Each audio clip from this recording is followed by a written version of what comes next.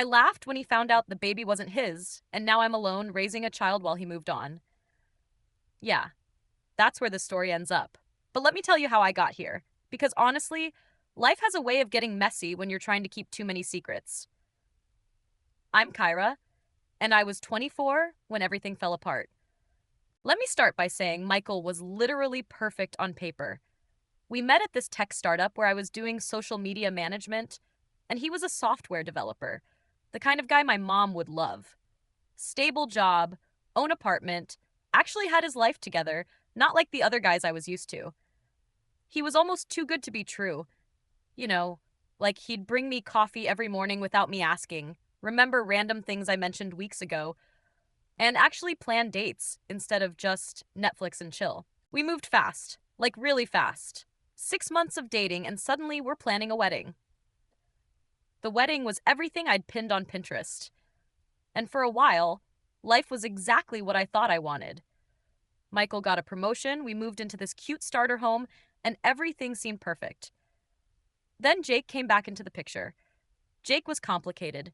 We had this on again, off again thing before Michael, the kind of situation where you never really know where you stand.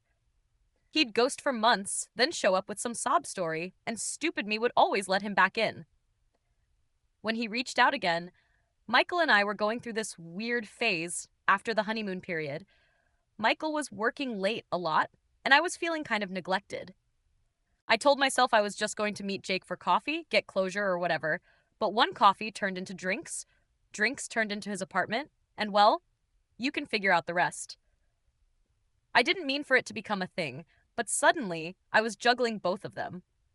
Michael was still perfect, Michael, but Jake had this way of making me feel alive, even if he was totally unreliable. When I missed my period, I freaked out, like a full on panic attack in the bathroom at work. The timing was messy. Michael and I had been trying for a baby, but Jake and I had also been careless. I took the test alone in a Target bathroom, and when it came back positive, I sat there for what felt like hours doing mental gymnastics with the dates. I convinced myself it had to be Michael's. We'd been actively trying, tracking ovulation, doing everything by the book. The fact that Jake and I had hooked up around the same time, I shoved that thought so far down, it might as well have never existed. That night, I told Michael with this whole elaborate setup, tiny baby shoes and a gift box, his favorite dinner, the works. The look on his face, God, sometimes I still see it in my dreams. Pure joy, like his whole world just got better. The next day, I blocked Jake's number and deleted all our messages. It was easier than dealing with the possibility. Besides, Michael was stable, successful, and actually wanted a family. He'd be an amazing dad. Jake could barely keep a job. It was better this way, I told myself. What Michael didn't know wouldn't hurt him, and our baby would have the perfect life I'd always wanted. Looking back now, I guess I was just really good at lying to myself. The first few months of pregnancy were like a masterclass in manipulation, if I'm being honest. I went all in on being the perfect wife, started wearing the cute matching pajama sets Michael liked, made his favorite meals even when the morning sickness was killing me, and posted all over Instagram about how blessed I was. I had to make sure everyone saw us as this perfect couple expecting their perfect baby. The more people who bought into it, the easier it would be to keep my story straight. I threw myself into planning the nursery, figuring if I kept him focused on the future, he wouldn't think too hard about the past. Plus, watching him get excited about daddy-daughter dates and teaching our kid to code, it made me feel less guilty. Sometimes I could almost forget about Jake entirely. Almost. But then I'd wake up at 3 a.m., checking and rechecking my period tracking app, trying to convince myself the dates lined up the way I wanted them to. I'd catch myself studying Michael's features in his sleep, trying to imagine what features our baby would inherit. The more the baby bump grew, the more paranoid I got. I started dropping little comments about how the baby would definitely have Michael's eyes, his nose, his smile, anything to plant those suggestions early. The real panic set in when my mom started asking about family medical history for both sides. I had to get creative, making up stories about Michael's family history that I hoped would never come up again. Each little lie needed three more to support it until I had this whole web of stories I could barely keep straight. Thank God for pregnancy brain. It became my excuse for every inconsistency. I thought I was in the clear when we hit the second trimester. Michael was so invested, already talking to my belly every night, planning out college funds, the whole 9 yards. His parents bought us this ridiculously expensive stroller, and his mom was planning this huge baby shower. The guilt started eating at me a little less each time I saw how happy everyone was. Then Jake started posting these cryptic tweets. Nothing direct, just vague stuff about karma and truth coming out eventually. I couldn't block him because that would look suspicious, so I had to sit there watching, wondering if he knew. Every notification made my heart stop. I started having these nightmares where he showed up at my baby shower, announcing everything in front of everyone. The worst part, a tiny messed up part of me, was almost hoping the babe would look like Michael, not just for the convenience. I actually wanted our kid to have his features, his smile, anything to make this lie feel more like truth. When people would say things like, I bet she'll have Michael's eyes, or she'll definitely get his height, I'd smile and agree while my stomach tied itself in knots. Meanwhile, Michael was turning into this perfect dad-to-be. He downloaded all these parenting apps, started reading bedtime stories to my belly, even took a baby first aid class. Every sweet thing he did felt like another brick in the wall I was building between us, but I kept telling myself it was for the best. He would be an amazing father, and that's what mattered, right? The truth would just hurt everyone. And what good would that do? Besides, I'd convinced myself so thoroughly that I almost believed my own lies. Almost. Everything started unraveling at my baby shower of all places. Michael's cousin, Sarah, who's a labor and delivery nurse, started asking all these specific questions about my due date and conception timing. I could feel my face getting hot as I tried to keep my story straight, but the real kicker, she mentioned something about how the baby's development timeline seemed a little off based on what I'd been posting on social media. I saw the moment Michael's face changed. You know that look someone gets when they're putting puzzle pieces together?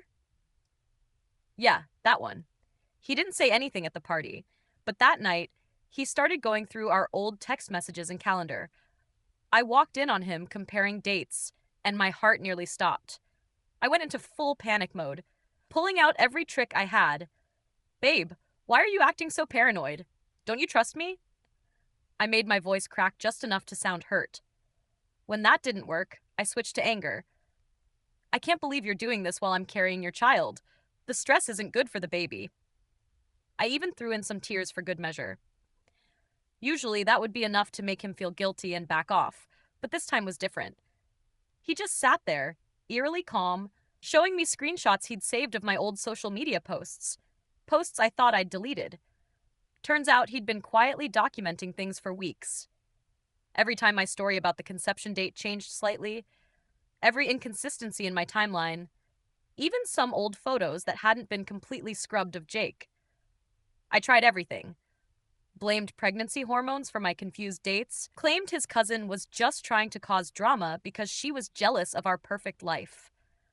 When he brought up Jake, I gasped so hard, acting completely offended that he would even remember that irrelevant person from my past. I cried about how he was ruining what should be the happiest time of our lives with his paranoia. If you really think I would do that to you, then maybe you never really loved me at all, I threw at him, playing my ultimate card. I even called his mom, sobbing about how her son was stressing me out during my pregnancy with cruel accusations. She took my side at first, telling him to stop being ridiculous. I thought I had won. Then he said the words that made my blood run cold. I already ordered a prenatal DNA test. I lost it.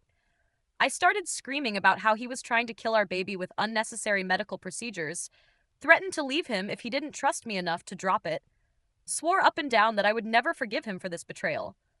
I even called his best friend to tell him Michael was having some kind of mental breakdown and needed an intervention. But nothing worked. Nothing. For the first time since I'd known him, Michael wasn't budging. He just kept saying, calm, infuriatingly calmly, if there's nothing to worry about, then the test shouldn't be a problem, right? I spent the next week throwing everything I had at him: guilt trips about ruining our perfect family, accusations about his own faithfulness, even tried to seduce him into forgetting about the whole thing. But with each desperate attempt, I could see him pulling further away, watching me with these eyes that seemed to see right through every lie. The test was happening, and I was running out of plays. The 2 weeks waiting for those results were the longest of my life. Michael barely spoke to me, just went through the motions of daily life like a robot. I kept trying to act normal, like I wasn't dying inside every time my phone buzzed. The worst part was seeing his browser history full of searches about signs your wife is lying about pregnancy and how accurate are prenatal DNA tests. The day the results were supposed to come, I woke up sick to my stomach and not from the pregnancy. Michael had taken the day off work, which should have told me everything I needed to know. When the email notification popped up on his phone, we were both in the kitchen. The silence was deafening as he opened it. I don't know what came over me. Maybe it was the stress finally breaking me, or maybe I'm just truly terrible. But when I saw his face crumble as he read the results, this nervous laugh just bubbled out of me. Not like a funny laugh, more like that hysterical sound you make when everything's falling apart and your brain just shorts out.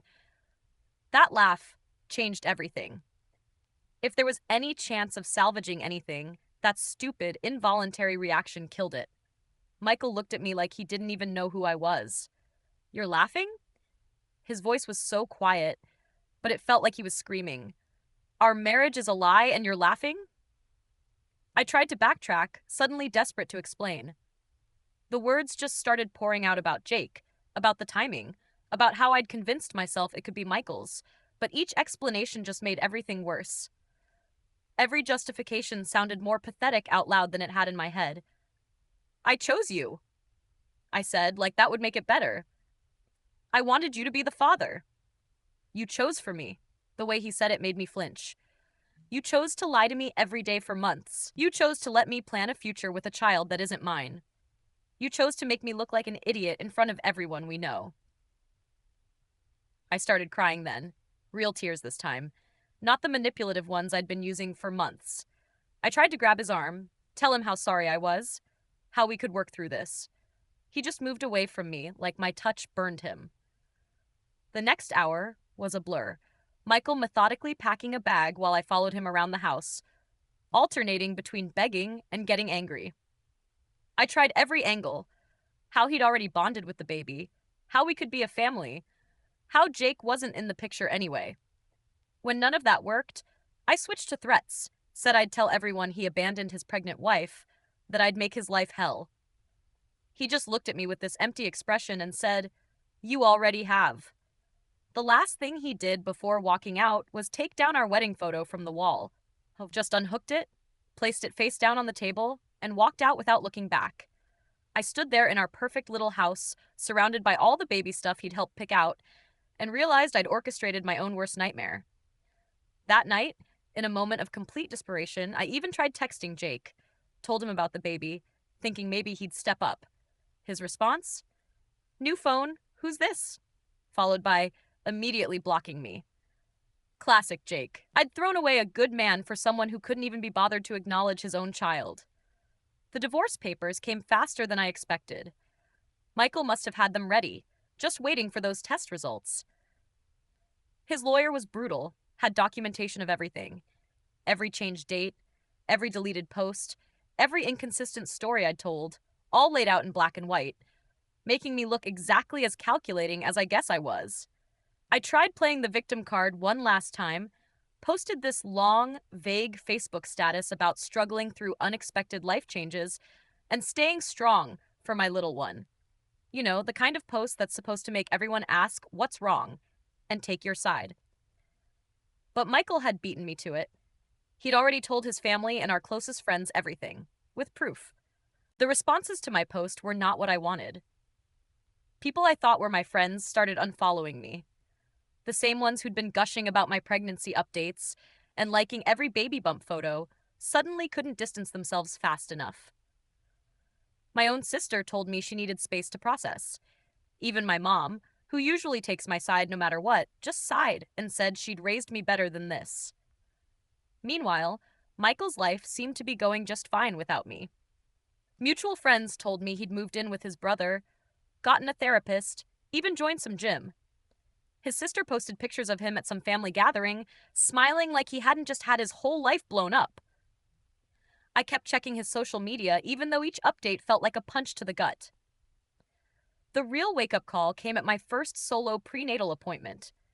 Sitting there in that waiting room, watching all these happy couples cooing over ultrasound pictures while I clutched my folder of single-parent resources the nurse had thoughtfully provided. The same nurse who'd gushed over Michael's enthusiasm at our previous appointments now barely made eye contact. I had to move back in with my parents when the lease on our house ended. Try explaining to the neighbors why you're packing up a nursery that was supposed to be perfect. My dad helped me move in silence, refusing to talk about anything except logistics. The disappointment in his eyes was almost worse than anger would have been. The final divorce hearing was the first time I'd seen Michael in person since he left. He looked good, like really good. Had this confidence about him that made me realize he'd already moved on while I was still stuck, replaying everything in my head.